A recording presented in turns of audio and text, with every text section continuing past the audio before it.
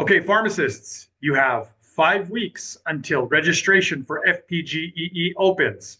Today's live stream is about TOEFL IBT speaking question number 3. Even though I've made multiple videos about this, and even though multiple pharmacists have tried to give you guys advice in my videos about this, many of you are still making the same mistake because many other teachers, tutors, or whatever they want to call themselves are still making the same mistake, and that's this. There is no such thing as a so-called one-sentence definition. And even if the teachers or tutors who are trying to adapt so that I embarrass them less by saying now it's a two-sentence definition, even that is still wrong. Pharmacists, the less than 30% of you that are going to pass. By the way, that's not how I want it to be. I wish you all passed and did wonderful things to make the world a better place instead of just making more money. But that's not how it is. The reality is, my estimate, less than 30% of you are going to pass for 2025. More in 2026, but for 2025, my estimate is less than 30% of you. For those of you who are taking this serious and have an open mind, you should be able to realize that the dense reading passage for speaking question number 3 deserves more of your attention than only one sentence. Imagine if you gave me a reading passage to read, something scientific. Aaron, you're going to talk about the latest research to cure cancer. Here's a paragraph that's the same size as the paragraph ETS gives you for reading the reading passage for speaking question number 3. Imagine if I told you I'm just going to look for one sentence.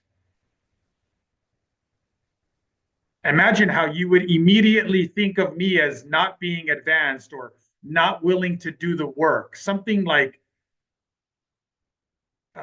not giving the reading passage the respect it deserves. If you still think that there's a so-called definition in the reading passage, you haven't been learning from my videos that prove it to you. You get to decide yourself. If you want to see the video, send me an email. All you have to say is, Aaron, I want to see the video where you prove there's no such thing as a so-called one-sentence definition. And I'll send it to you. So you will score higher. You will be more likely to get your 26 on TOEFL IBT speaking when you first get more of the points that are available to you from the reading passage. Here, I'll say it this way. This should make sense.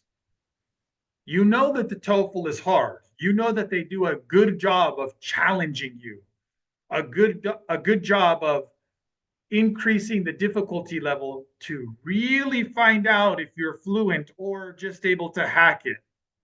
And the reading passage for speaking question number 3 is a great example of this. The information is not easily at the beginning or easily at the end or easily in a so-called definition. The entire reading passage is the definition, and it's not like I can tell you, oh, just focus on this one sentence for at the beginning or at the end. TOEFL does a great job of what test makers are supposed to do. Find out if you're truly advanced in fluency or not. And the way that they do that in the reading passages is by having the most important information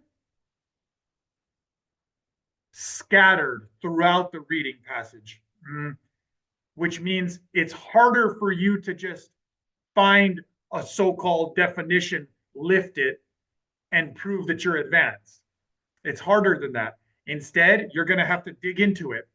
From the first or second sentence, you'll get something important. And then from the next sentence, part of that sentence will be important.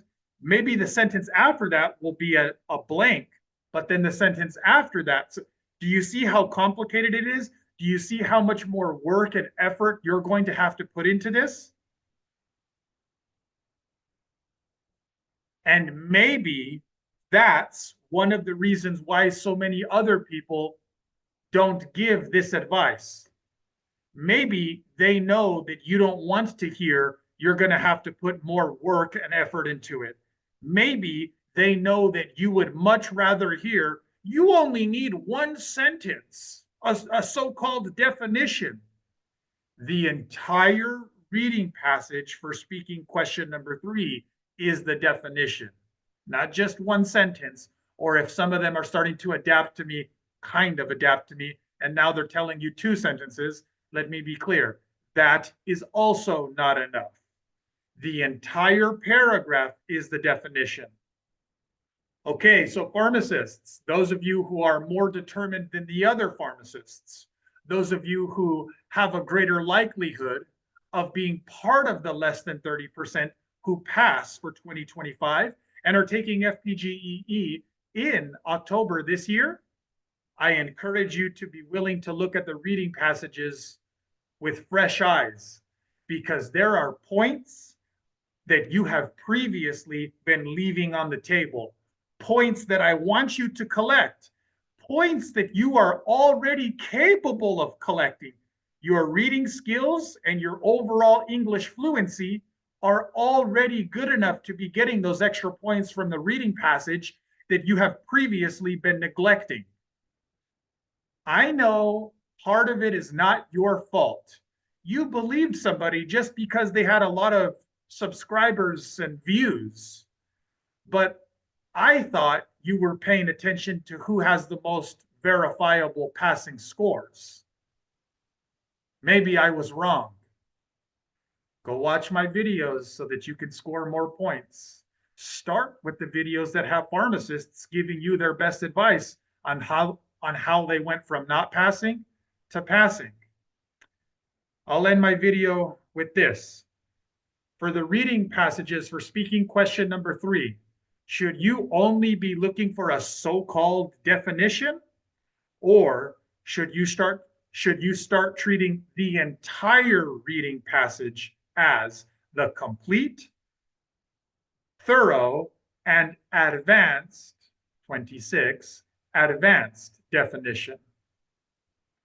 Aaron at speaking26.com. Best of luck to all test takers. Speaking26.com. Disclaimer. The information provided is for general informational purposes only and is presented at the individual's own risk. It is not intended to defame any entity or individual. Aaron and his guests make no representations or warranties of any kind, either express or implied, regarding the completeness or suitability of the information. The views expressed by Aaron and his guests are not affiliated with, approved by, or endorsed by any entity or organization, including, but not limited to, U.S. Citizenship and Immigration Services, USCIS, NABP, FPGEE, the Test of English as a Foreign Language, TOEFL, and Educational Testing Service, ETS.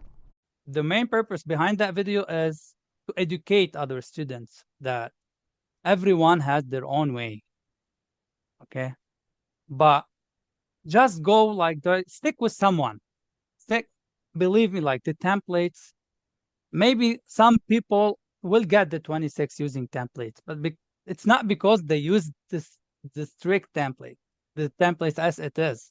It's because they developed their own fluency that could overcome the structure of that template.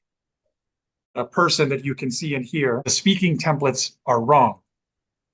Because to get 26 on speak, and when you see somebody who did get 26 on speaking or above, and they tell you they use the speaking template, they did not get 26 on TOEFL IBT speaking because of the speaking template. No, they got 26 on TOEFL IBT speaking in spite of the limiting nature of the speaking template.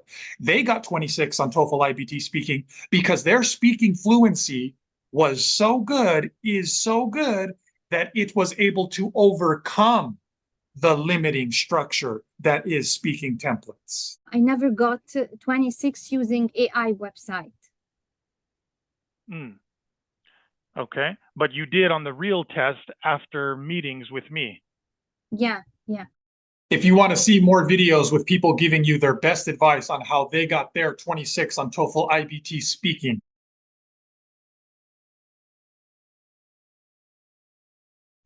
You can watch that YouTube playlist. It's connected to this video, and you can find it by searching for TOEFL IBT Speaking 26.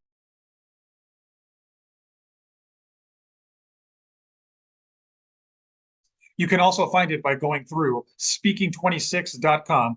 These are people who before were not getting 26 on TOEFL speaking and after did get 26 and pass their tests. I asked them, hey, can you give your best advice to people who are still taking the test? How did you go from not passing to passing? When I read about the TOEFL exam, I didn't really think much of it. I just thought, okay, you know, straightforward thing. It's an English exam. How difficult can it be? The pharmacy board needs specifically 26 in speaking. I used to change the template. Maybe this is more advanced, so I will use this the next exam, and I try to practice this for maybe a month or two to be able to master it, you know, to say it without thinking. Every time I found myself getting maybe less score or the same score. It doesn't make any difference to just change the templates and use different introductory words. It didn't make any difference for me. Some of my friends advised me to start taking sessions with you. This helped me in passing my TOEFL exam. Erin helped me to pass and get 26. Erin, actually, any words will not be enough. But really, I'm very thankful. 26 in speaking, and I finally got it, and I'm so excited to get to the next step and my pharmacist license. Look at my accent, look at people who got 26. So just surround yourself with people who motivate you. Look, I passed. That bit that's missing is probably the most important bit to get you to 26. Yes. And that's the bit where Aaron, I felt, helped me realize where I was going wrong. And that bit where I was going wrong, I think it goes for everyone. It doesn't matter whether you speak English is your first language or not. That bit that was missing is something everyone really needs to understand in order to get that 26. Once you are in the level that you need to become advanced in order to get the 26, you need to get rid of the templates. Template will hinder your ability to deliver the question, because it shows that you are reading something or you are not speaking, you are reading. I was using completely different template or different way. I started to apply your way, and once I started to practice your way, oh, it's easy for me. That was really good for me. It really helps me because with this in my mind, I could speak faster, and because I was confident. It's challenging, but you know, after you pass it, the feeling of victory, it's worth it. As English is my first language, I thought the speaking templates would be enough to get me the 26 that I needed. Unfortunately, it wasn't, and I only scored a 23. Your lack of getting 26 is not due to your speaking ability. It has been due to your less than optimal strategy. Get rid of the training wheels. The templates were like, oh my God, why did they create those templates? Aaron, you are a big helpful for students like us. We need somebody to like stir revolution in our heart inside, give life to our conversation. And this will never happen through other sites like they have exact traditional pattern, the template, first, second, for example. Don't say, for example, the second time, for instance. Really? And like robot, I felt myself without life. I don't have the freedom to speak. You don't have to worry that much about how can I mention 2 reasons with 2 details or 2 examples. It's too much for me. You help students to increase their fluency. Instead of following that speaking template or any other speaking template, trust your fluency. For the students who are taking with you, trust this guy. He's amazing. He will shift or improve your level as soon as possible. Like just jump my score from 23 to 26, like this. How many hours I took with you? 5. Look at this. 5 hours in 2 weeks. I passed my test. I was surprised that I passed after 5 sessions together. I hope you keep inspiring and helping more pharmacists and more other students to achieve their goal and become a professional here in the United States. If I had just, found you earlier. For people who's really, they have concern and they need to do it very fast, go to the original, the source of help. Go to Aaron. He's the guy. He was the guy for me. And hopefully he's the guy for you. And he'll set you straight. He'll tell you what you need to do to get that 26